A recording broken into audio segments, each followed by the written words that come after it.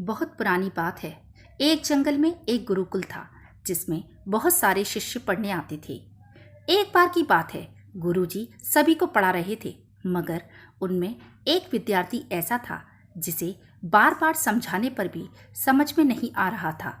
गुरुजी को बहुत तेज गुस्सा आया और उन्होंने उस शिष्य से कहा, जरा अपनी हथेली तो दिखाओ बेटा। उसने हथेली गुरुजी के आगे कर दी।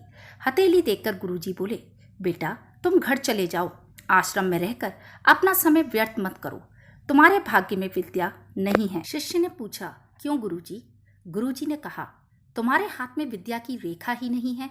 गुरुजी ने एक बुद्धिमान विद्यार्थी की हथेली उसे दिखाते हुए कहा, यह देखो, यह है विद्या की रेखा, यह तुम्हारे हाथ में नहीं है, इसलिए तुम समय नष्ट ना करो और घर चले जाओ और वहां जाकर अपना कोई और काम देखो। यह सुनने के बाद उस विद्यार्थी ने अपने जेब से एक चाकू निकाला जिसका प्रयोग वह रोज सुबह अपनी दातुन काटने के लिए करता था।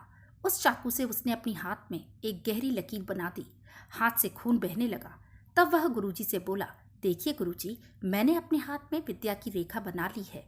यह देखकर गुरुजी द्रवित हो गए और उन्होंने उस विद्यार्थी को गले से लगा लिया।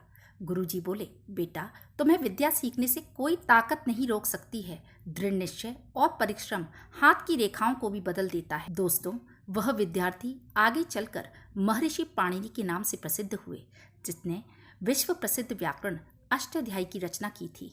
इतने वर्षों के बीत जाने के बाद भी आज 2700 वर्ष बाद भी विश्व की किसी भी भाषा में ऐसा उत्कृष्ट और पूर्ण व्याख्याय का ग्रंथ अब तक नहीं बना।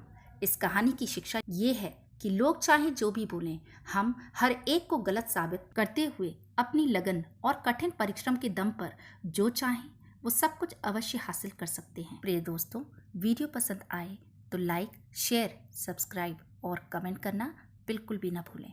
धन्यवाद।